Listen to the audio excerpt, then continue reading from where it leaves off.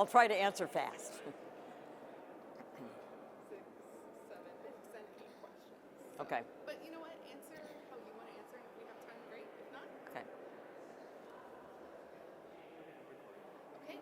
So to start off, what are you hearing most from your constituents across eastern Iowa right now? Well, it's tax season, so as people start to prepare their taxes, we're hearing about the benefits of reducing taxes on tips and reducing taxes on overtime. A lot of excitement for young families on the doubling of the child care tax credit. So, and given that I'll be having my first grandchild in March, we're all very excited about, number one, the doubling of the child care tax credit, but also about the baby accounts, which I think are so profound. As we've talked about this before, little known provision, but you know, to have a family start off with $1,000 for their infant, regardless of their financial circumstances, that is such a wealth creator. And I had prognosticated that this would go far beyond this $1,000 Trump account, and that I thought we would see other people come in. And as we've seen, you know, business philanthropists have come in, such as Michael Dell, followed by Schwab, and now many others are following. So I think that this is a total game changer, you know, to reemphasize a culture of savings and a culture of wealth building, just letting that money in there and ride. And I just think it's a great thing for young couples and you know, young mothers to be able to start off their child in this way. Many Iowans are feeling the strain of higher prices for groceries, housing, utilities. What specifically is Congress doing right now to help families manage rising costs? Well, first and foremost, as we know, 60% of food costs are energy. So as we've reduced energy cost, fuel costs, that helps to reduce fuel costs. We've seen the price of eggs come down, but we are continuing to work on that. You've heard the president talk about the Federal Reserve and lowering interest rates. So interest rates are a large component of both owning a home, but also rent. So looking at interest rates, but also we've got several bills on making housing more affordable, and I've signed on to a couple of bills referencing the interest rate that the federal government can charge for school loans, so trying to make college more affordable. In addition to that, we passed the Lowering Healthcare Premiums for Everyone Act, so working to lower healthcare premiums for all individuals, as well as our PBM, or Pharmacy Benefit Manager reform.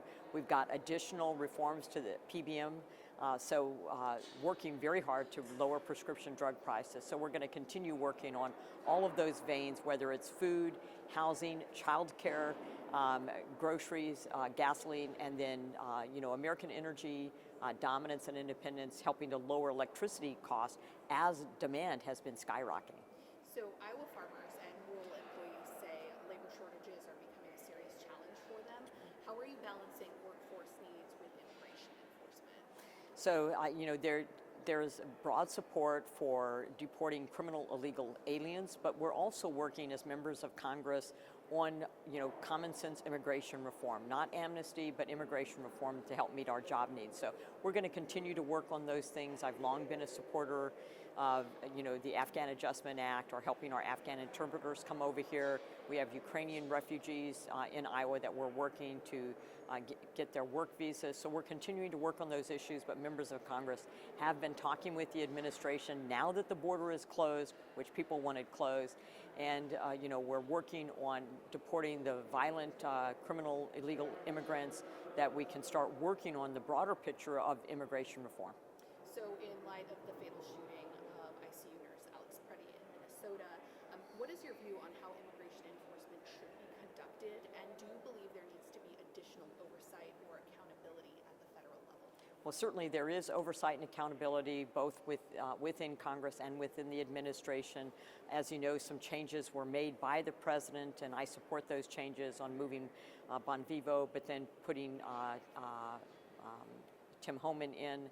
So I think that that's helped to reduce that temperature. I think what's most important for people to understand is that local law enforcement does a better job at crowd control, so there needs to be a coordination and assistance of both local law enforcement and ICE, or Customs and Border Protection, and I think that Tom Homan will help those policies.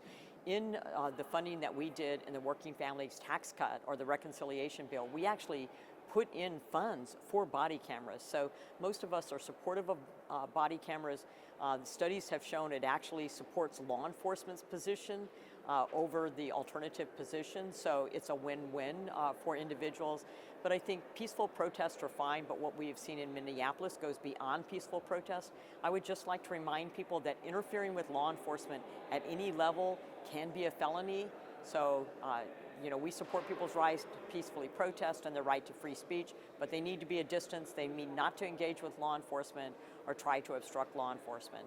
So I would just caution people to do that. But I do think we're seeing some changes, and there are things that we're supportive of doing.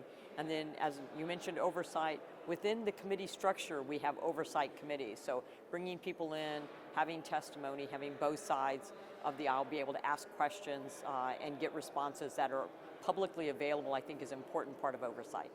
Just a couple more questions. Your colleague, Congresswoman Hinson, recently criticized a Cedar Rapids nonprofit hosting legal observer training, saying it could interfere with law enforcement and questioning its tax-exempt status.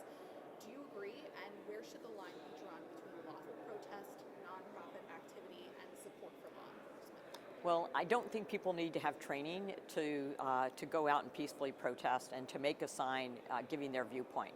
So you have to ask what the training is about. And if it's training in insurgency tactics, tracking law enforcement, putting out information, having medical supplies, having pre-positioning, that goes beyond a grassroots peaceful protest. So what we're concerned about is beyond. It is professional agitators being trained to agitate, being trained to engage law enforcement, and whether it is at the local level, the state level, or the federal level, again, I would caution people to interfere with law enforcement activities and law enforcement duties, because that then becomes beyond your First Amendment rights to free speech and freedom of association, and it gets into the realm of interfering with law enforcement activities, which can be a felony. With your medical background, how does that help shape your approach to healthcare policy, especially for those in rural Iowa?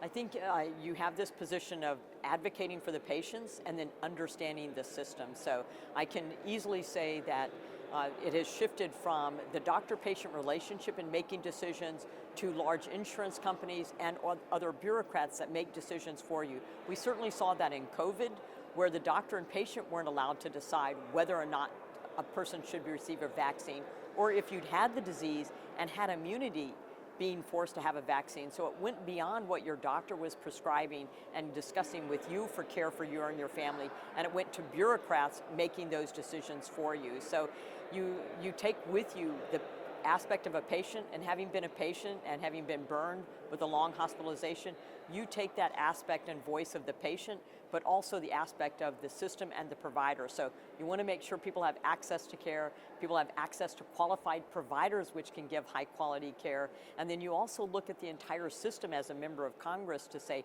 how do we reduce cost both to the overall system and taxpayer, but most importantly, how do we reduce cost to the patient and make sure that they can get quality, affordable health care, the health care they need at a price they can afford.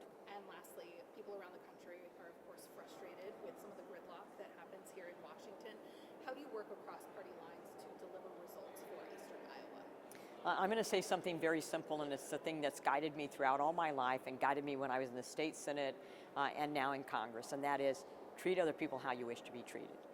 So I don't try to impugn my colleagues on the other side of the aisle or determine what their motivation is. I will point out their hypocrisy or comments they've made before and how that reflects on what we do. But most of the time, we actually work together in bipartisan fashion. And let me just give you an example.